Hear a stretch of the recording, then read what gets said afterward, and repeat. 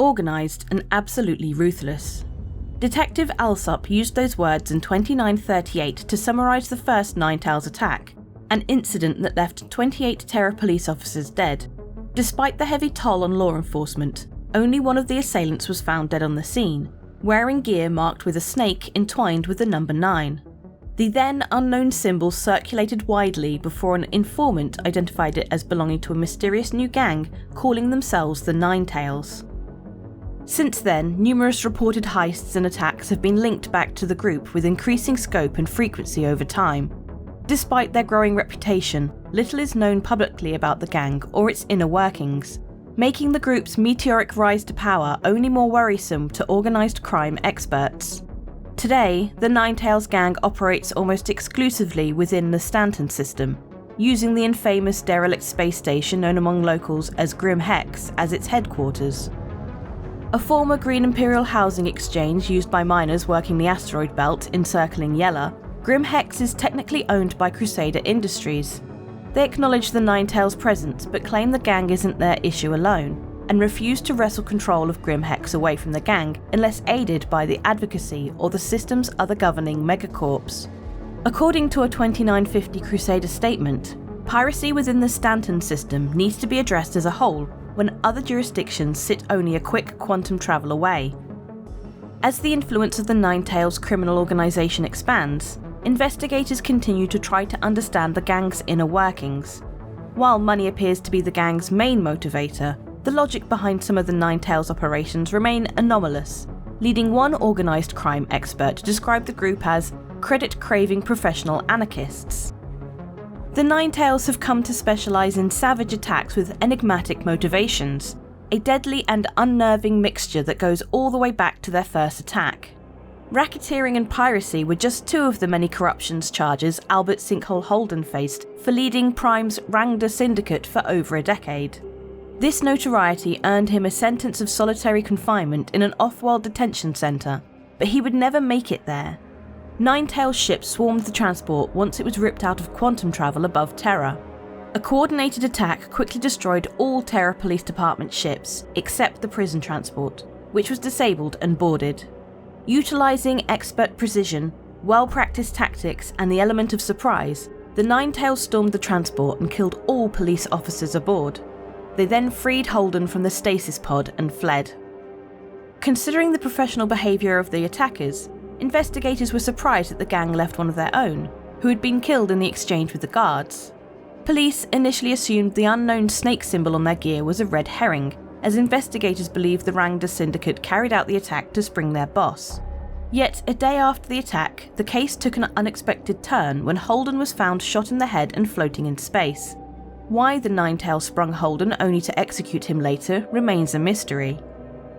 Weeks passed before the first solid lead came when the same snake symbol was spotted by cameras during the hijacking of a caterpillar loaded with valuable resources in Magnus. Over the next several years, the gang became more and more prolific and were linked to incidents in over a dozen systems that involved abductions, murders, robberies, and destruction of personal and private property. Predicting when and where it would strike proved nearly impossible. Then, in early 2942, incidents involving the Ninetales suddenly stopped.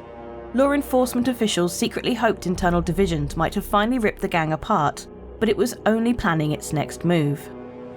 Reports of renewed Ninetales activity began coming out of Stanton in 2943, accompanied by rumours within the outlaw community that the gang now controlled a defunct housing exchange nestled in Yela's asteroid belt.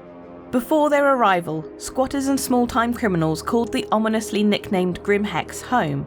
They put up little resistance to the Ninetales takeover. According to sources, anyone who opposed the gang got tossed out an airlock, while those offering no objection were allowed to stay and potentially prosper. Under Ninetales' control, Grim Hex has become a hub for illegal activity in the Stanton system, with black market trading and gambling flourishing aboard the station. The gang is also believed to be behind the general rise in crime throughout the sector. It's gotten so egregious that Crusader CEO Kelly Kaplan was called before the Senate to explain the company's security failings.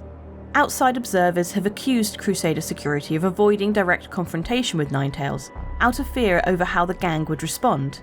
If true, this reinforces just how powerful the gang has become. Why Ninetales transitioned from a highly effective and elusive strike team into a Stanton-based force remains a mystery. Steady credits is the easy answer, but some experts have wondered if the gang might have bigger plans in the works. Recently, the gang proved those experts right by blockading a rest stop with a powerful dampener that made quantum travel impossible near the station, grinding commerce to a halt in the sector. The Ninetales were so effective that the lockdown was only broken after Crusader security director Sasha Rust instituted an emergency recruitment drive to bring security contractors to the station's aid. The Ninetales' motives for this attack remain unknown. Ninetales may now primarily operate in the Stanton system, but it's emblematic of this age of crime. Its quick and calculated rise to power, alongside its ability to keep the gang's inner workings a secret from investigators, only proves how truly dangerous it is. You're on a plane, it's about to crash. Maybe you're in a jungle and a vicious predator attacks. There's a nuclear war and you're caught short on the toilet. You're drowning in shark-infested waters. How did you get here?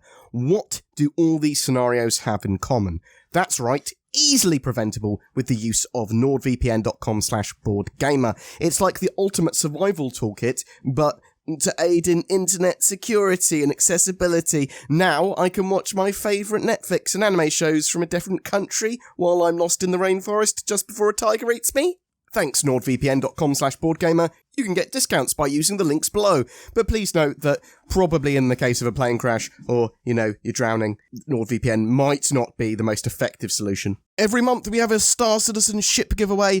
This month we're giving away an RSI Scorpius heavy fighter. This 2-seater powerful heavy fighter allows you to pretend you're in Star Wars with your X-Wing. It comes with a lifetime insurance and access to Star Citizen, so even if you haven't got a Star Citizen account already, you can play the game. To be in for a chance of winning that, just comment on any of my videos made during August. A massive thank you to everyone that subscribed to the channel or just watches my content or comments and likes and shares those videos. It really genuinely does help, and if you want to go the extra mile to help support the channel, you can click on the join button under any of my videos or click on the links to Patreon. It all goes a huge way to help the channel grow and expand. Thank you so much for watching. I hope you have a great time in Alpha 3.17.2, and I hope to see you in the verse.